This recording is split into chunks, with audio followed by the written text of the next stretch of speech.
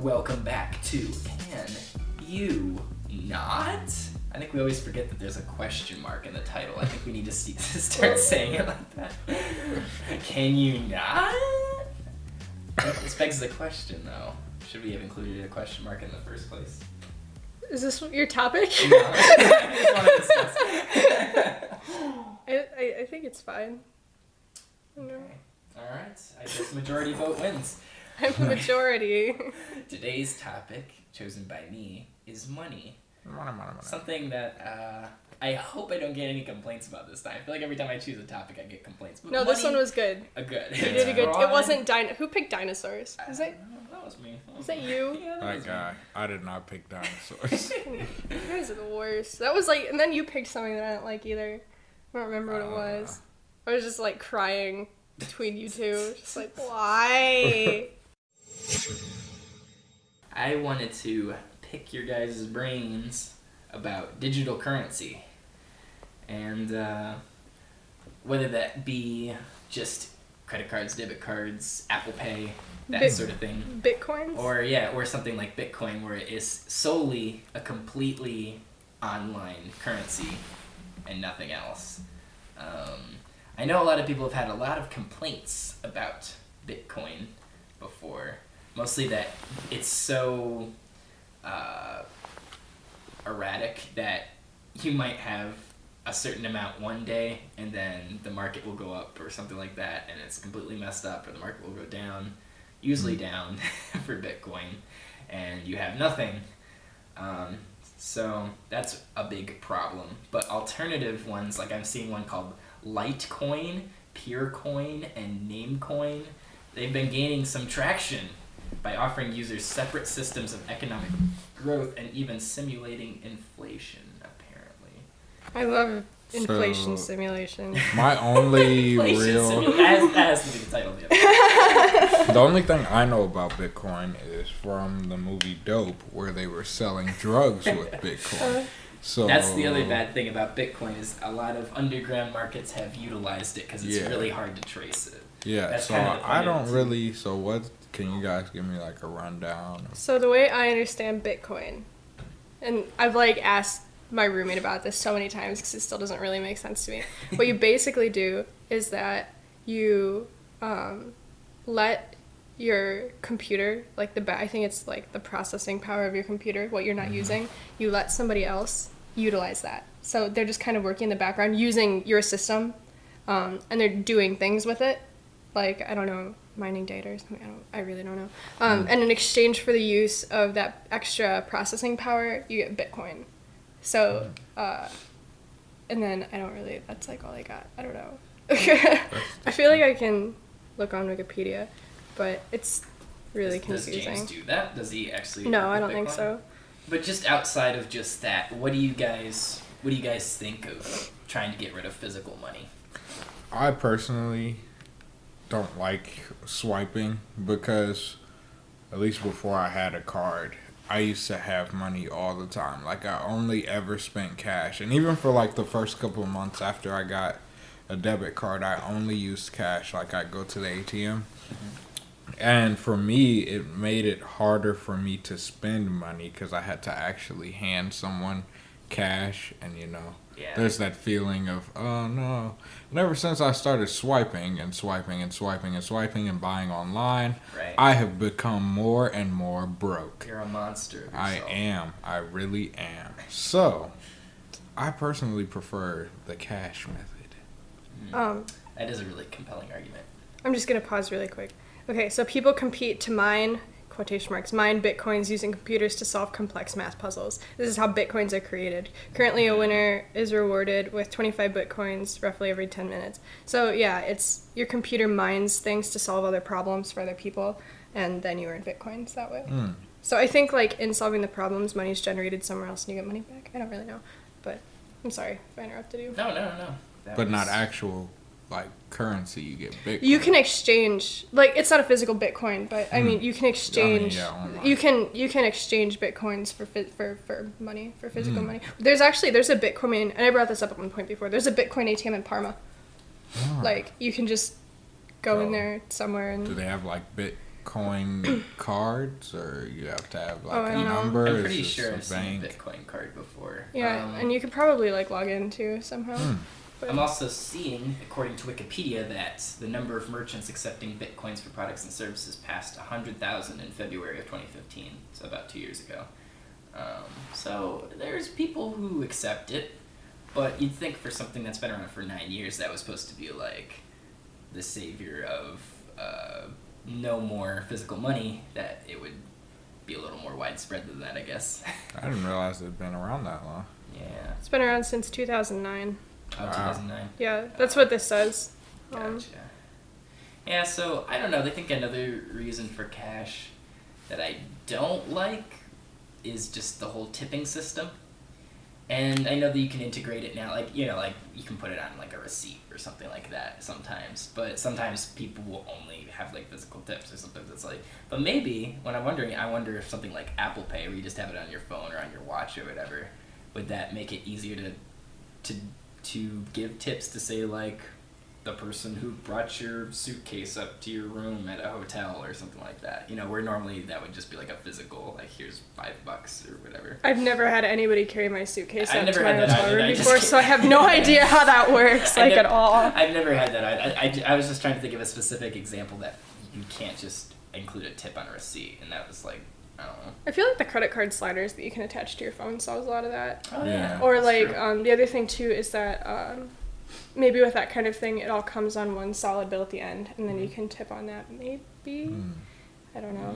But I've heard stories, and this is kind of off topic, but I've heard stories about how like I think it was actually a Cracked article, but like this person worked as, I think that's a bellboy, like somebody who like carries luggage, and the tips that they got ranged from like $5 to like hundreds of dollars, because these people are so rich that they don't have a concept of the different amounts of the bills. They just Right. pick up some bills and hand them to the person and say, this is your tip, like without paying any attention to like how much it is. Or like one time I saw somebody asked a really rich person, like, how much do you think a banana costs? And the person said, well, it can't be more than like $10, like for a banana. What? Like just this concept of how much money is worth just goes flying once you have a lot of money. That But must be amazing. I wish that was me. Right. Like, $10 for a banana. $10, For a banana. What kind of banana? Imagine it's the kind that the Runts banana is based on. Did you? I read once an interesting thing about artificial banana and how that flavor came to be, because artificial banana does not taste anything like. Well, I real heard that the banana that the Runts flavor No, came from no. is extinct now. I think that's what I've heard. Yeah, the artificial banana is based upon a separate type of banana than the one we typically get in stores. Yeah. And that's why it doesn't mean, like- taste right. So then, is that why people don't like yellow Starburst? I thought yellow starburst were lemon. I think if you get the What are they? tropical. Yeah, ones- yeah. There's those Yeah. ones. This episode was brought to you by Starburst. I like Runts better, Oh. except the green ones. The green Runts are garbage. Once at some sort of family function, we had like a game where we were just like, I don't even remember the specifics, but I won like this enormous box of Runts that was like bigger than my head. Yes. It took me like months to get through it, months for Runts.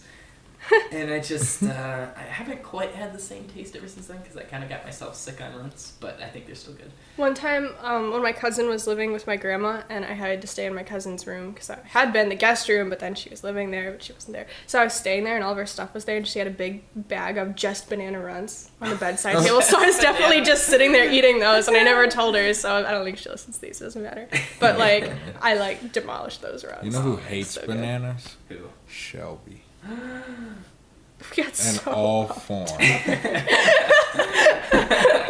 How dare she? Did you have a... She says she doesn't like the flavor, the texture, And and we nothing. invited her into our friend circle. And you don't like Space Jam, so you can't talk. That's true. No, I said I like Space Jam. I don't love. We should have we should do a Space Jam night Space Jam and bananas. and a bottle of wine or 10. Yes. I have a bottle of wine. Space I could Jam get a and bottle of bananas. wine. That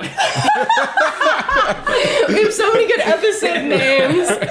And so far we haven't talked about like anything. That's funny. Oh my It god. might just be one of those episodes. We still have a minute left. Okay, you were talking about with tipping? Yeah. Yeah. I don't know. I feel like people who have enough money to have people carry their baggage for them have cash. I feel like people don't tip enough at all. I feel like minimum wage is too low and we shouldn't need to tip. Hell to Hey! Yeah. But that's part of my topic. So. The fact that there are servers at fancy restaurants like the one I work at that literally make $4.50 an hour. Right. And they don't get that many people because it's a fancy restaurant. It's about how much Brian I works make to at make pizza. McDonald's, actually. Right. They never Tip your people at McDonald's, guys. They never want to give them the Big Mac. They never. Oh wait, now we're getting back to soggy Big Macs. No, I was so And mad then what when was I saw that what was the picture. other name for the Big Mac? Didn't we look up another the original name or something? Oh yeah, I think I had some. This is kind of disturbing how much we're mentioning Big Macs on this show. Yeah, what was it originally called? Hold on. I think that was a Joe fact. I'm pretty sure. That sounds like a Joe fact. It must have been a different thing because I'm not seeing anything on here. Original names for the burger included Aristocrat and Blue Yes, Ribbon. the Aristocrat. Yeah, and the Blue Ribbon Burger. Yeah, that was Yes. it. I'll take one Aristocrat. Man, Big Mac, the name Big Mac was created by Esther Glickstein Rose, a 21-year-old advertising secretary. Can you imagine being that? Like, I wish I came up with the name Big Mac last year. Like, Put that on your resume forever. Came up with the name of the Big Mac. I am the one who decided Big Mac. You're hired. We'll do anything for that Man. kind of star power.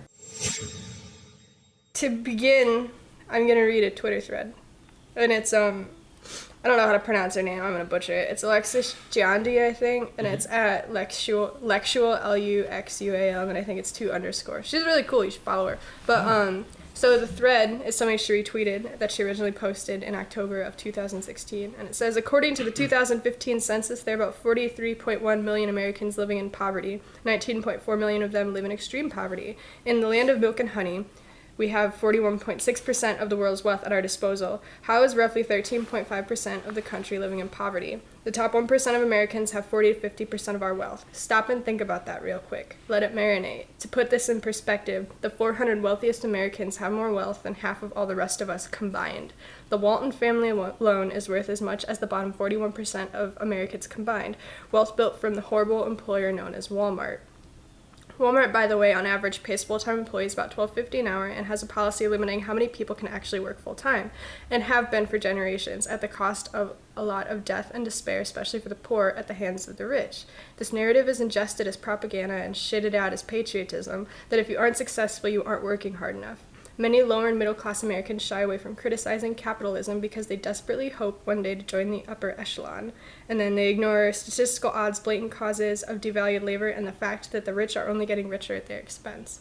And the reason why I looked this up, and I think she might have actually brought this up originally, but I couldn't find the tweet, but somewhere on Twitter, somebody had posted about how there was, like, this kid somewhere who was, like, saving up all kinds of money for his college fund by picking up recyclables. And he spent all this time picking up, like, recyclables, like, I don't know, on the road or out of the garbage or something, and he had raised like $10,000 from his parents were, and he was like being hailed as like, oh my god, this kid, look at how hard he's working, he's doing it right and all this stuff. But can you imagine like being like so desperate for money that you have to go out and pick up recyclables every night? Then I found this other story, and it says putting 3 kids through college by redeeming cans and bottles, and it's like trying to talk about, it's these immigrant parents who brought 3 kids over, and the kids are all doing really well now, but the way that they got there is their parents every single day of the year, starting at like 3 a.m. and working until like noon the next day, had to go through, and they're picking up cans and bottle and glass And to take to the selling them. recycle thing to sell for money. And it's like, this is being hailed as like, look at how good this is. Like, they started at the bottom and now they're like, their kids are driving really fancy cars and like have really good jobs and stuff. But it's like, they literally have to pick through trash. And it just, so I guess I want to talk about that. It's just like, you know, we hailed these people as like, you know, quote unquote hardworking, but like, what It was a necessity, right? is working all night, picking through the garbage, and then getting $40 for it at the end of it? Like, is that what we're aspiring to be right now? Like, yeah.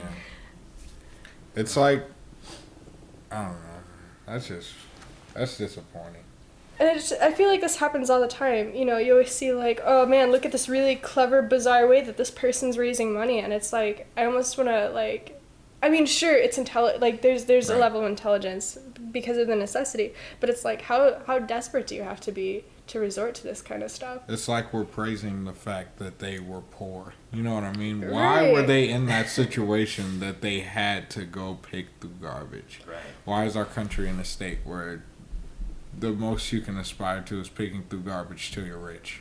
Right. Until your kids are rich, the parents are like, yeah, like they saved enough to put their kids through college. But it's just the one of the tweets that I just read that really like that I like the best is the narrative is ingested as propaganda and then shitted out as patriotism. It's because it really is like people take stories like this and like put them out there as if it's something to be proud of, like as if this is what we need to like work to be, or like the thing how like, you know, people are always complaining that millennials won't work outside their hours and won't answer emails on the weekends when they're not at their job. I saw that. Yeah, and it's just, well, no, we're not, because that's not what you're paying me to do. Like, it's not that I'm like lazy. It's that we're off hours now. I gave you my time. Like, millennials do their job when they're supposed to. That's a news headline. Yeah.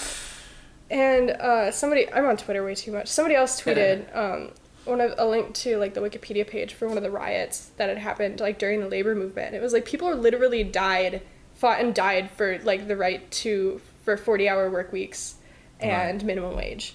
Like literally, it's incredibly important, and nobody really seems to pay any attention to it. And then, you know, the whole minimum wage thing is.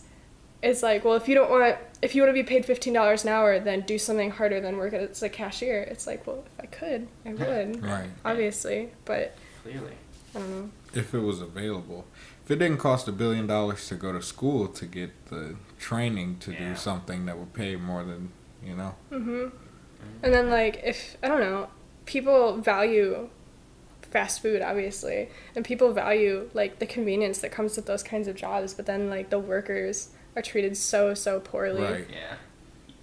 If McDonald's and Burger King and Wendy's didn't exist, all hell would be raised. And yet, those same people go, "Oh, you just work at McDonald's." Yeah. You know?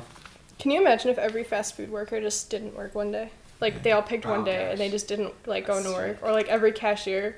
If all of Starbucks, like if they just stopped, corporate America would fall apart. That's true. Well, even McDonald's, because, you know, lots of people get their coffee from there. Yeah. That kind of stuff. But that's true. I don't know. They have decent coffee. Some people make fun of it, but I think it's fine. It's better than Dunkin'. Hate Dunkin'. Oh my gosh, haven't we ribbed on Dunkin' in previous episode before too? Yes, I hate Dunkin'. Sure we did. Yeah, because in December when we did the recorded episode, you were like, guess who said this? And it was something about hating Dunkin' Donuts. I was like, that was me. No, but right. It's just I don't know. It bothers me because people vastly undervalue their time, even if the jobs aren't skilled positions. Right. And it's like you're supposed to be proud that you're working more and getting paid less than it's worth. I hear this this advice passed around a lot, and I think it's pretty good. I can stand by it.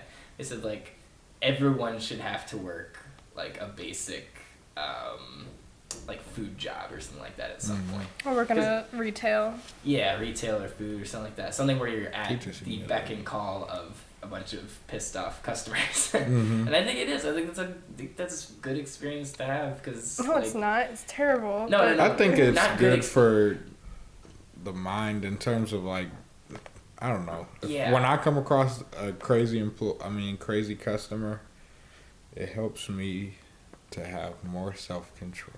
Yeah, not like as in like it was such a good experience or whatever, but in that I think you have a whole new level of empathy for people that you wouldn't have if you just see them as. Right. Every time I sit down at a restaurant, I think 20% at the very least. Right. I do between 15 and 20 just because I don't have money. Yeah. But, I do 140% of the bill as a tip. Joe, you should come to. No. I just hand him whatever is loose in my wallet, whether it be a $1 bill, $100 slap it bill. down. Oh my goodness. So do you know who gets on my nerves like the most when it comes to that type of stuff? Ben Carson. He's always talking about, I worked out of it, so you can too. That's so okay. So I hate it when people take experiences. Well, it's not even one example. It's you use the people who, you use the people who succeeded despite something. Right. To say that it's fine. Oh well, then if I did it, not everyone is Ben Carson. And then the same thing can be said about like testing and schooling and stuff. It's like, well, I succeeded and I had to do testing. It's like, well, you succeeded despite testing. Like, just because you could punch your way through it doesn't mean everybody can. One of my favorite examples of that, I saw a picture where it was like a whole bunch of different animals, like a fish and a fish tank. Oh, yeah. Yeah, and a horse, and it was like, now, to pass the test, all you have to do is climb the tree. How does the fish, how does the horse, how does it, Yeah, Right. that's an Albert Einstein quote, I think. Yeah. I once saw a fish climb a tree. Dope. It was pretty impressive, actually. Well, if that fish can do it, all fish can do it. Yeah, it was a real salmon. Just kind of. Oh, here it is. Everybody is a genius, but if you judge a fish by its ability to climb a tree, it will live its whole life believing that it is stupid. Nice. Yep. Yeah, good quote. Albert Einstein. I hope that's a real Albert Einstein quote, not a fake Albert I'm pretty Einstein. sure it's An a real alternative quote. An alternative quote. I mean, he's not talking about Jesus, so I think that's good. Usually once Albert Einstein starts being in quotes about Jesus or things there. Fairly safe to assume that is an alternative quote. I remember one person got really anal at me one time. They were like... They got anal at you? Yeah. Jesse's face. They were basically like, it's not a quote, it's a quotation. A quote isn't a real... I'm like, what do you... like, quote means something completely different than a quotation. Okay, sure. Yeah, but language is dictated by the people who use it, so... And speaking of people who use things, maybe our audience might be able to use some glasses. What do you guys think? Oh, Are you trying to insult them? How? Do you think they can't see? To read Joseph's broke ass. They just might need some glasses. To see through the bullshit? To see through the bullshit of life. that's hard to do. That is hard to do. But it'd be easier if you use Warby Parker. And in fact, if you go to warbyparkertrial.com/canyounot, you can try on 5 pairs of glasses for free. I'm going to be doing it soon. Yeah, you better. I'm gonna do it even though I don't need glasses. Yeah, enter that mad code right there. The basically they'll send it to your house and you can try them on, and then you tell them which one you want, and you still have to pay for the glasses because they're a company. Don't give away glasses. They don't give away free glasses. But What? But how many times have you had to go out into a store and try on a bunch? Like, no one wants to do that. Just have it come straight to your home. I did It's so that much not easier. too long ago. It was Yeah. pretty awful. It was painful, right? It actually hurt my eyes. Quite literally. It hurt your eyes so bad that you had to go back for a second appointment because your eyes were... I actually did, Joe. This is not a Wait. This is real life. I went back for a second appointment. So everyone should go online, type in that code, and get yourself a There we go. nice tester with Warby Parker. And one more time, that's warbyparkertrial.com/canyounot. C.Y.N. That was an impressive sponsor. You should work Yeah. with... I'm so- You should work in communications, Jesse. You're pretty good at this. I'm so inspired that even though I don't need glasses That was a great and I can sponsorship. see. Yeah, they're pretty cool. How did you... Don't answer. I don't want to know. This is like a constant thought of mine. The fact that African Americans have $1.1 trillion in spending power in America. And yet, a dollar only circulates within the black community for 6 hours total. That's Then it interesting. leaves. Huh. And one of the biggest, I guess, people to blame, or black people often blame, quote unquote, woke black people often blame Nike for this phenomenon of the black dollar leaving our communities so quickly because, well, Jordans cost $300 when they first come out, Yeah. But to someone who, well, this is just a thought that I had. To someone who doesn't understand quite so much that Nike is not owned by Michael Jordan and Jordan's is not owned by Michael Jordan, they may think, you know, black person I can look up to, why not buy his shoes? You know what I mean? But that kind of goes back into a conversation that we had before where we talked about the financial benefit of appropriation. So that is one area where I do see a problem in the sense that Nike has taken the name of a successful black man, someone that people in the black community obviously look up to as a role model, one of the most successful black businessmen, and they profit off of his name like greatly. They don't make their shoes in America. They make like literally a pair of Jordans to make costs like $1.50. Oh wow! But they sell them for ridiculous amounts of money.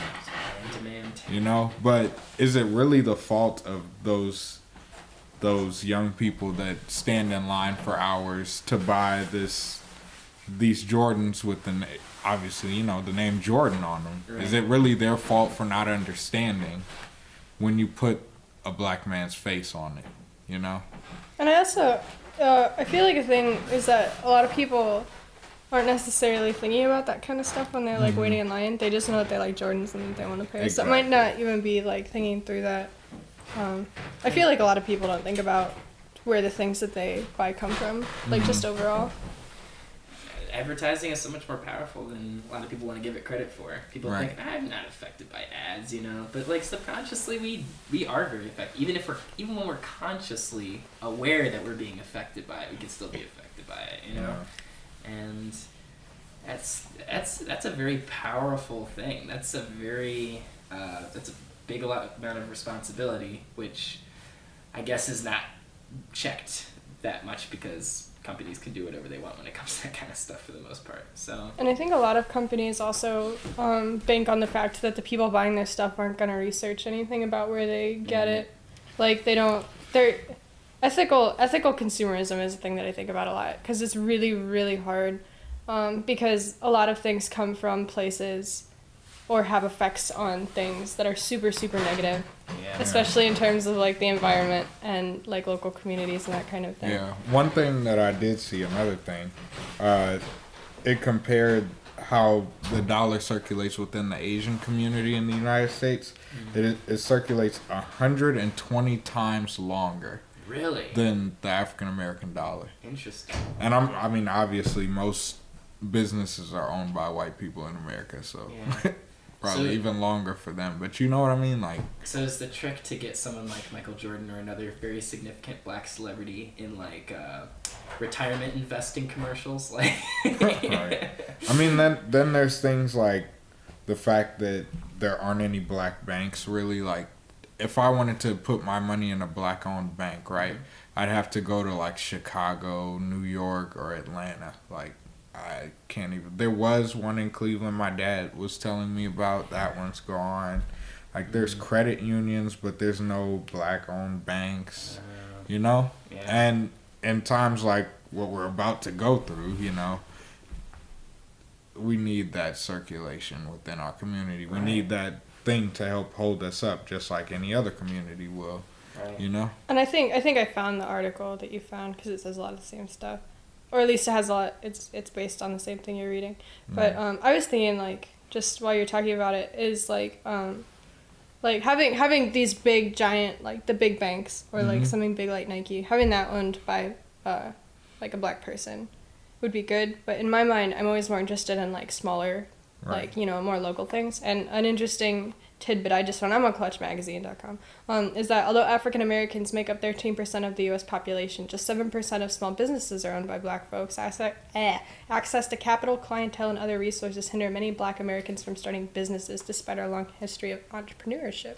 So that could potentially have something to do with it. Is like, because, you know, people always want to shop small. And if, you know, there's like a smaller percent of black businesses for the people who want to shop small, that makes it harder. And I know that's not necessarily like a dollar staying within the black community, but as far as like dollars going to the black community, there's always that thing where like, we're not all starting from the same place, and it's harder for black folks to like I just think it's get interesting that kind of how thing like off the ground.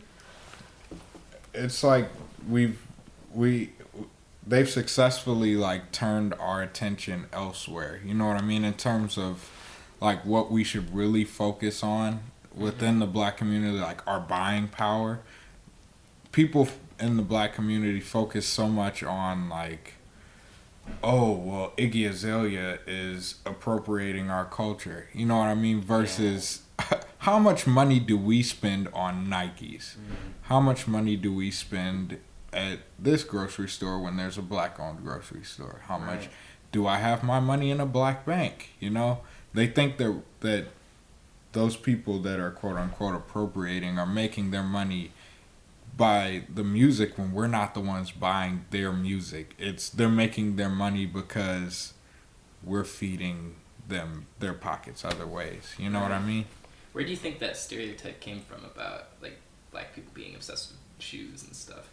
Well, I mean, the Nike specific thing is the whole basketball, or we're all we can do is entertain, whether it's rapping or sports. But yeah, I would think it came out of sports. Yeah. If I had to guess, I don't know anything about it, but like just if I had to guess, black people in basketball. Yeah, another thing, basketball was invented at Harvard. Really? This is not. Yes, it was invented by a white guy. What? It was not invented by black people. And then black people were like, bye! Right. It's not like... It's way better. Right. So it's not like... I don't know. It's just interesting to me. We always... We look the wrong way. Yeah, I don't know. I think... I'm sorry, what? Oh, no, I'm just looking on Wikipedia. Didn't it start out with like a peach basket or something? Yeah. It says the game was invented in 1891 by it was a doctor too, Dr. James Naismith, who would be the first basketball coach of the Kansas Jayhawks, one of the most successful programs in the game's history. Exactly. He was a Canadian-American educator, physician. The Canadians made basketball? He also wrote the original basketball rule book, which now I kind of want to read that. He was at a YMCA. He was trying to keep his gym class active on a rainy day. He sought a vigorous indoor game to keep his students occupied and at proper levels of fitness during the long New England winters. After rejecting other ideas as being either too rough or poorly suited to walled-in gymnasiums, he wrote the basic rules and nailed, a peach basket onto a 10-foot elevated track. It had its bottom, though, so each ball had to be retrieved manually after each point scored. Nice. That'd be kind of annoying. Then there's comparisons like to the Mayan game where they would like kick the ball through a hoop. Oh, yeah. Yeah. But Makes sense. circling back, I think, obviously, within the various communities there are, everything is unique. So, like, the African American consumer experience is different from, like, the white consumer experience is different from the Latino, that kind of stuff. But I feel like overall, just people in the United States aren't very good at taking a look at where their money is actually going. Because, like, I've probably said this before, and I do believe this, is you vote with your money. Like, where you put your money is what you're choosing to support, and that's what you're choosing to say, this is okay, and this is what I actively want to support. Why deleted Uber?